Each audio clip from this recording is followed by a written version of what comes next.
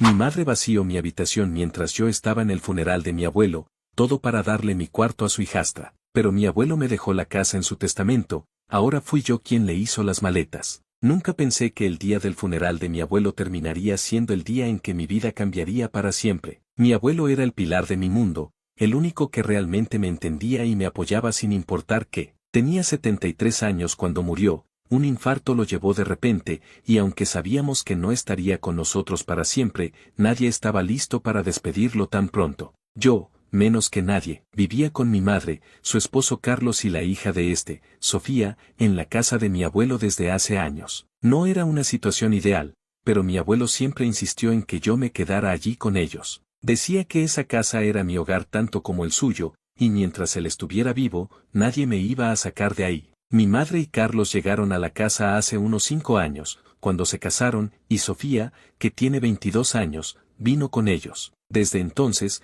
las cosas entre nosotros fueron tensas. Mi madre cambió mucho con el tiempo, se volvió más fría conmigo, y Carlos y Sofía no hacían mucho por mejorar las cosas. Pero mi abuelo siempre estaba allí para defenderme, para recordarle a mi madre que yo no era un estorbo, que tenía derecho a estar en esa casa. El día del funeral fue gris y pesado. Me levanté temprano, me puse una camisa oscura que encontré en mi armario y salí hacia la iglesia. Mi madre estaba en la cocina, hablando por teléfono, y apenas me miró cuando pasé. Carlos estaba viendo televisión en la sala, y Sofía, como siempre, estaba encerrada en su cuarto con audífonos puestos. Nadie dijo nada sobre el funeral, nadie me acompañó. Fui solo, la ceremonia fue dura. Ver el ataúd de mi abuelo allí, rodeado de flores, me rompió el corazón. Había gente del pueblo que vino a despedirse, vecinos y amigos que lo querían mucho. Yo me senté adelante, escuchando al cura hablar de su vida, de lo generoso que había sido. Tenía una foto de nosotros dos en la mesa,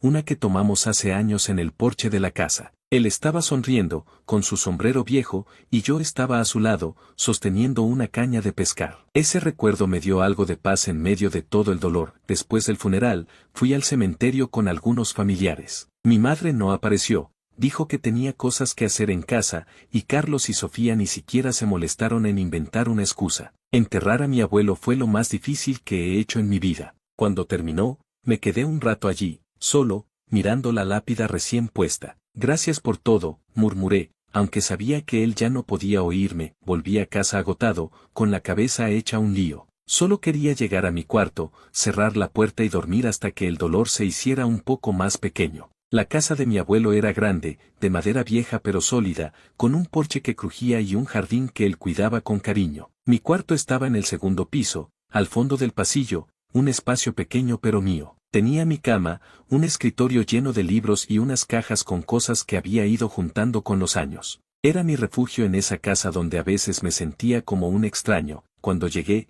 la puerta principal estaba abierta y había ruido dentro, como si alguien estuviera arrastrando muebles. Entré y vi a mi madre en el pasillo, con una caja en las manos. «Mamá, ¿qué pasa?», pregunté, pero no me respondió. Solo siguió caminando hacia la sala. Subí las escaleras rápido, con un mal presentimiento creciendo en mi pecho, y cuando abrí la puerta de mi cuarto, se me paró el corazón. Estaba vacío. Mi cama no estaba, mi escritorio no estaba, mis libros, mi ropa, todo había desaparecido. Las paredes estaban desnudas, el suelo limpio como si nadie hubiera vivido ahí nunca. Por un segundo pensé que me había equivocado de habitación, pero no, era mi puerta, mi espacio. Bajé corriendo las escaleras y encaré a mi madre, que ahora estaba apilando cajas en la sala. «Mamá, ¿qué hiciste con mis cosas?», pregunté, tratando de mantener la calma, aunque por dentro estaba temblando. Ella me miró por fin, con una expresión fría. «Ya eres grande», dijo, como si eso lo explicara todo. «Sofía necesita ese cuarto ahora. Tus cosas están en el garaje,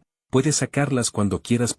«¿Qué?», dije, sin creer lo que oía. «¿Hiciste esto mientras yo estaba en el funeral de mi abuelo?». «Ese era mi cuarto». «Ya no», respondió ella, encogiéndose de hombros. «El abuelo no está aquí para defenderte más, y nosotros necesitamos el espacio. Sofía se queda con el cuarto, y tú puedes dormir en el sofá o buscarte otro lugar». Miré a mi alrededor y vi a Sofía bajando las escaleras, con una caja de sus cosas en las manos. «Gracias, mamá», dijo, sonriendo como si nada. Luego me miró y agregó: «No te enojes, es solo un cuarto. Ya encontrarás dónde poner tus cosas». No podía hablar. Subí de nuevo, entré al que había sido mi cuarto, y vi que ya estaba lleno de cosas de Sofía, su ropa en el armario, sus pósters en las paredes, mi cama ahora con sus sábanas. Todo lo que era mío había sido borrado en unas horas. Bajé, agarré mi chaqueta y salí de la casa sin decir una palabra. Caminé por el barrio, con la cabeza dando vueltas, tratando de entender cómo mi propia madre podía hacerme esto el mismo día que enterré a mi abuelo. Esa noche dormí en el sofá, o más bien intenté dormir. Mi madre y Carlos estaban en su cuarto, y Sofía estaba arriba, en mi habitación,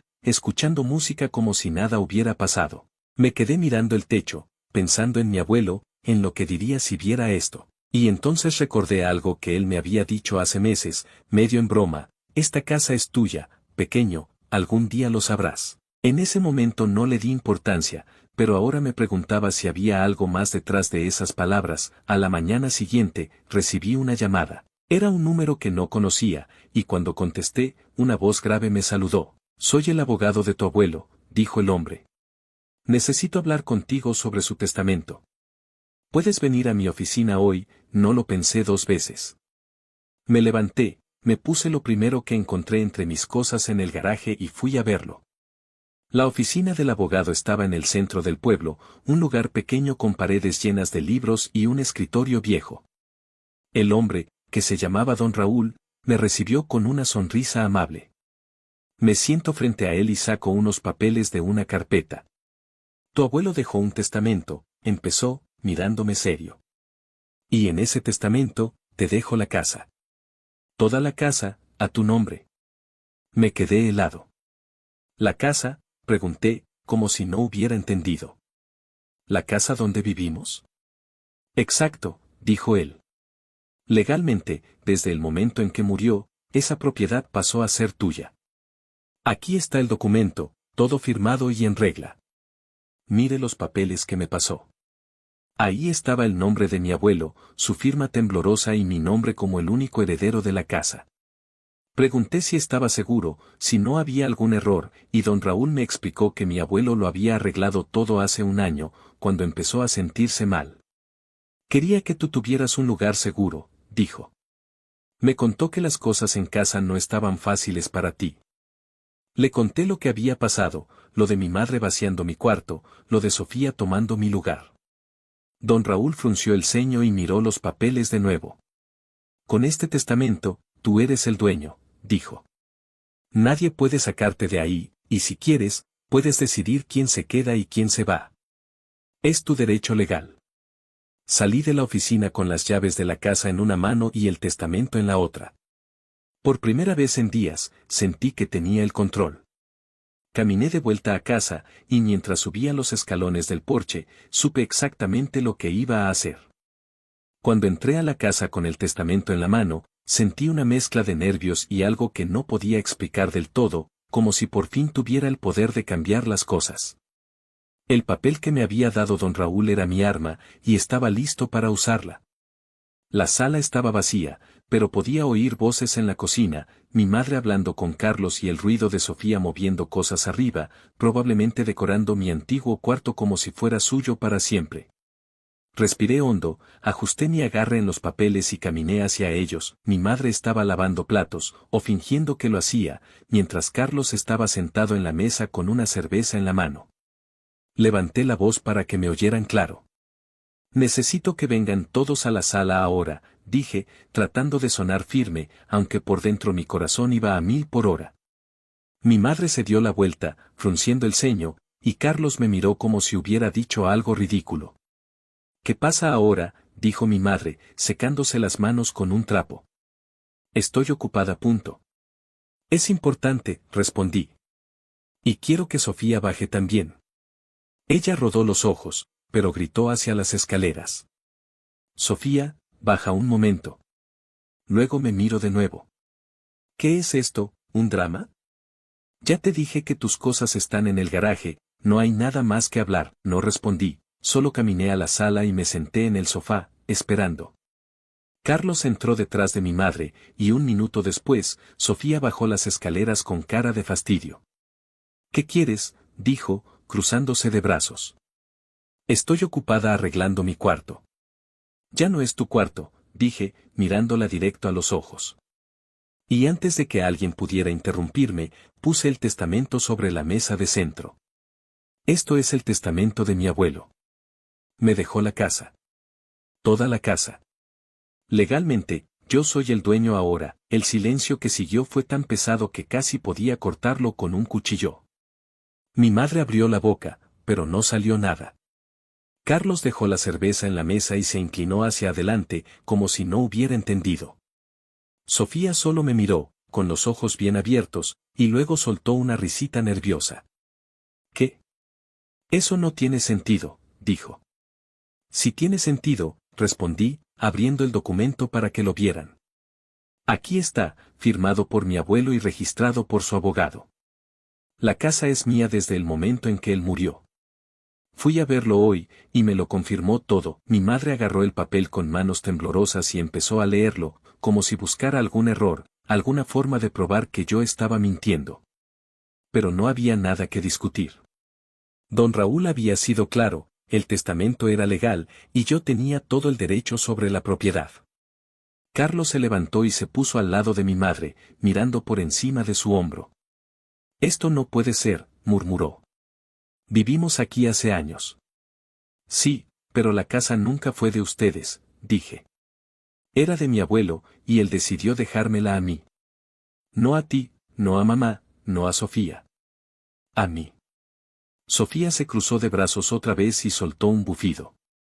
¿Entonces qué? ¿Vas a echarnos o qué? Porque yo no me voy a ir de mi cuarto tan fácil. Miré a mi madre, esperando que dijera algo, y finalmente lo hizo. Pero no fue lo que esperaba. En lugar de enojarse o gritar, su cara cambió de repente. Puso el testamento en la mesa y me miró con una sonrisa que no le llegaba a los ojos. Bueno, hijo, no sabía nada de esto, dijo, suavizando la voz. Si el abuelo quería que tuvieras la casa, está bien. Somos familia, no hay problema. No tienes que ponerte así, me quedé mirándola, sorprendido. Ayer me había echado de mi propio cuarto sin pestañear, y ahora, de repente, estaba hablando como si fuéramos los mejores amigos. No me digas, hijo, como si nada, respondí. Ayer vaciaste mi cuarto y me dejaste dormir en el sofá. El mismo día del funeral de mi abuelo. No me vengas con eso de familia ahora. Ella se acercó un poco, todavía con esa sonrisa falsa. Mira, sé que estás molesto, y lo entiendo. Fue un malentendido. No sabía lo del testamento, y solo quería que Sofía estuviera cómoda. Pero ahora que lo explicas, podemos arreglarlo. Podemos devolverte tu cuarto, no hay problema, Carlos asintió, siguiéndole el juego. Sí, claro, podemos mover las cosas de Sofía otra vez. No hace falta pelear por esto. Sofía, en cambio, no estaba tan dispuesta a ceder. Espera un segundo, dijo, alzando la voz. Yo no voy a volver a ese cuarto chiquito de huéspedes. Ya me mudé, y me gusta ahí. Si él quiere la casa, que haga lo que quiera, pero yo no me muevo. Punto. Cállate, Sofía, dijo mi madre, cortante, y luego volvió a mirarme. Mira, no queremos problemas. Somos tu familia, y podemos vivir aquí todos juntos, como siempre. No tienes que hacer nada drástico. Ahí fue cuando me di cuenta de lo que estaba pasando. Mi madre no estaba arrepentida, ni siquiera sorprendida del todo. Estaba asustada. Sabía que si yo era el dueño, podía echarlos a todos en cualquier momento, y estaba tratando de manipularme para que no lo hiciera. Quería hacerme sentir culpable, como si yo fuera el malo por reclamar lo que era mío. Pero no iba a caer en eso. No después de lo que me habían hecho. No, dije, levantándome del sofá. No vamos a vivir todos juntos como siempre. Esto no es un favor que les estoy haciendo. La casa es mía, y si quieren quedarse aquí, van a tener que seguir mis reglas. Punto. ¿Qué reglas?, preguntó Carlos, frunciendo el ceño. Primero, van a pagarme alquiler, dije, cruzándome de brazos. Todos ustedes, tú, mamá, Sofía. Esta casa no es gratis para nadie. Segundo, van a encargarse de la comida y el aseo. Cocinar, limpiar, todo eso. Yo no voy a ser su sirviente mientras ustedes viven aquí como si nada. Mi madre se rió, pero fue una risa nerviosa. ¿Alquiler? ¿En serio? Soy tu madre, no tu inquilina. Pues ahora sí lo eres, respondí. Y si no les gusta, pueden irse. Pero les doy 24 horas para decidir. Si no aceptan mis condiciones, mañana mismo empiezo el proceso para sacarlos legalmente. El abogado me dijo que puedo hacerlo. Sofía soltó un grito corto, como si no pudiera creerlo. Esto es ridículo. No voy a pagarte nada, ni a fregar pisos como tu esclava. Entonces empieza a empacar, dije, encogiéndome de hombros. No es mi problema. Carlos levantó las manos, tratando de calmar las cosas. Espera, no nos apresuremos.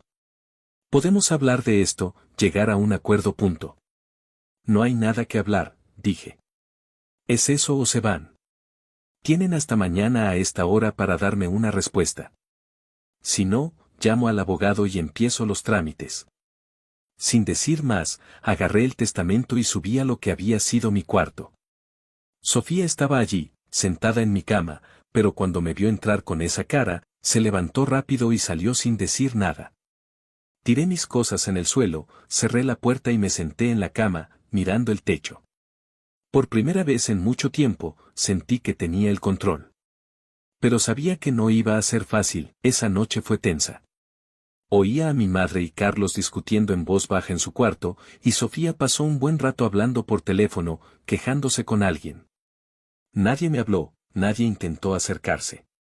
Dormí en mi cuarto, con la puerta cerrada, y aunque estaba agotado, no pude descansar del todo.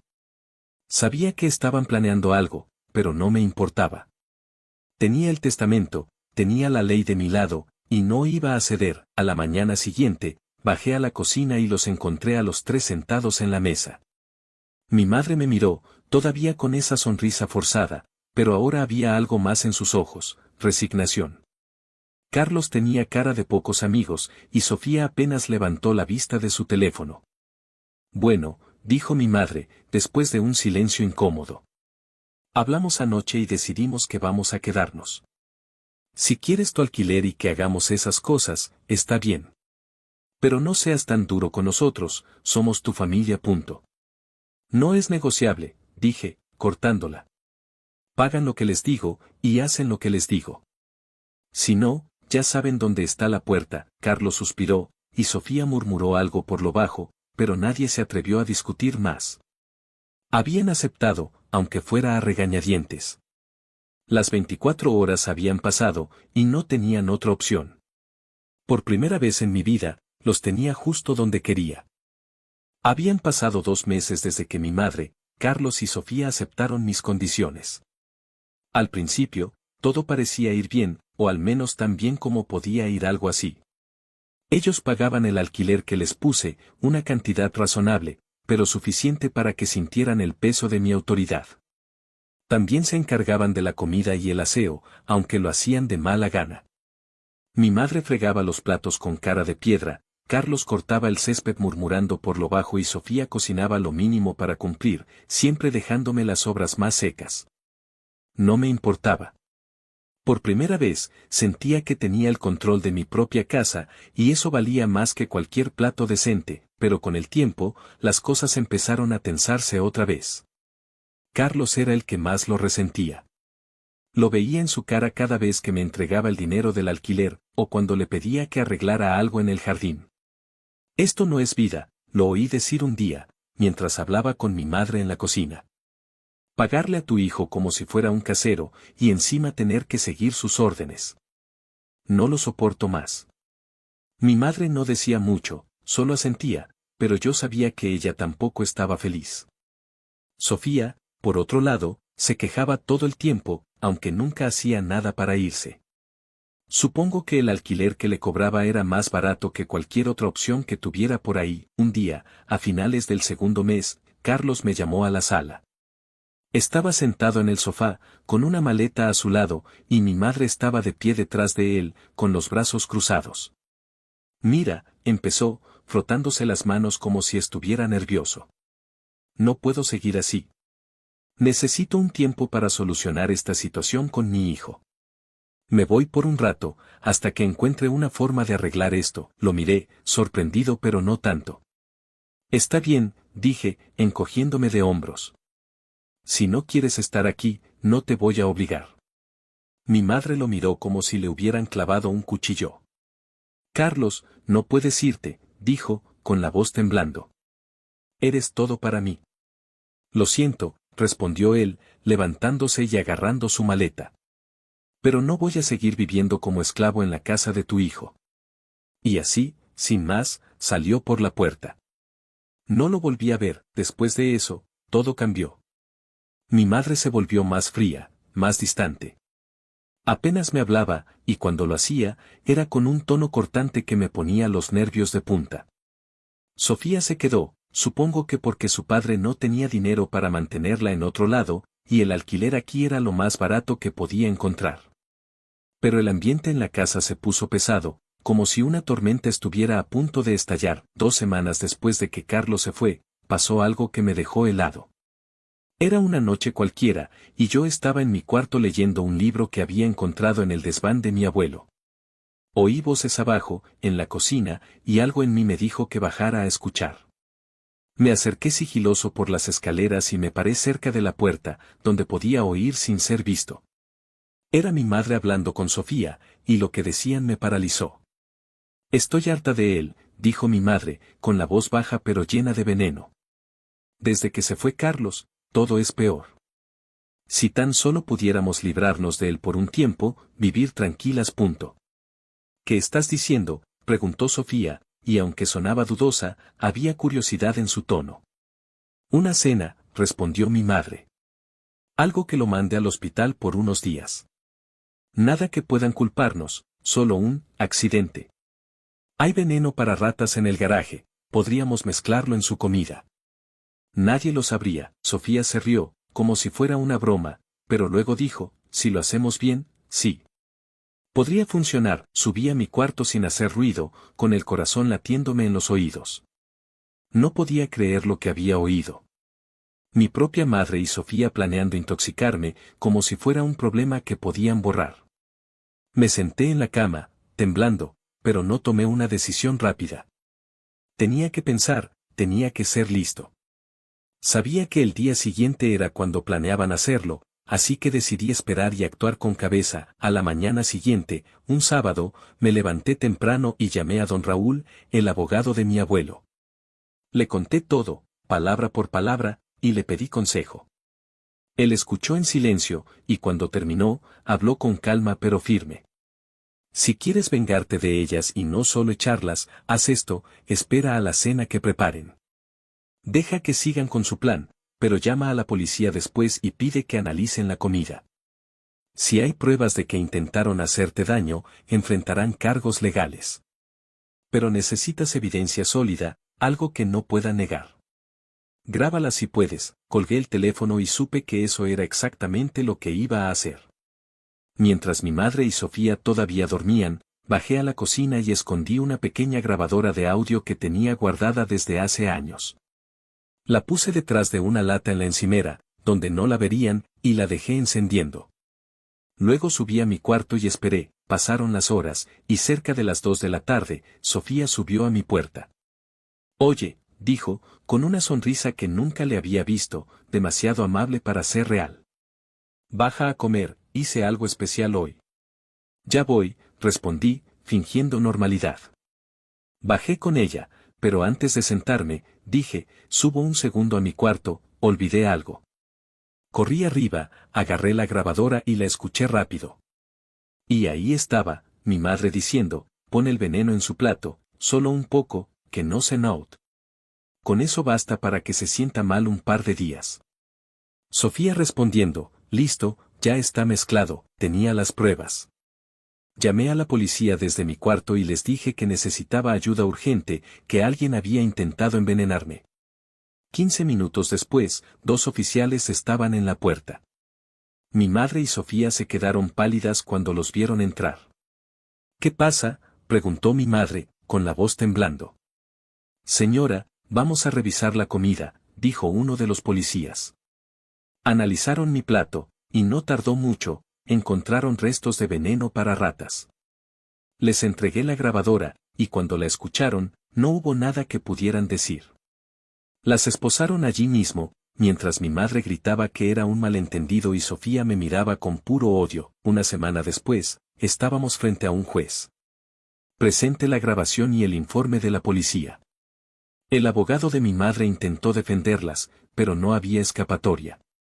El juez las declaró culpables de uso de sustancias tóxicas con intención de causar daño, asociación para delinquir y tentativa de homicidio agravado. La sentencia fue clara, 16 años de prisión para cada una. Mi madre me miró una última vez antes de que se la llevaran, y en sus ojos vi algo que nunca olvidaré, un odio tan profundo que casi me hizo sentir pena. Casi, cuando volví a la casa, el silencio fue lo primero que noté. No había gritos, ni pasos, ni tensión. Solo paz. Pasé los días siguientes sacando sus cosas, la ropa de Sofía, los trastos de mi madre, todo lo que habían dejado atrás. Lo tiré o lo doné, no me importaba. Limpié la casa de arriba abajo, pinté las paredes, arreglé el jardín como lo hacía mi abuelo. Quería que fuera mía de verdad, un lugar que honrara su memoria. Ahora, sentado en el porche con una taza de café, miro el atardecer y siento que por fin estoy donde debo estar. Mi abuelo me dio esta casa para que tuviera un hogar, y aunque el camino fue duro, lo conseguí. La soledad no me pesa, es un regalo. Y sé que, donde quiera que esté, él estaría orgulloso.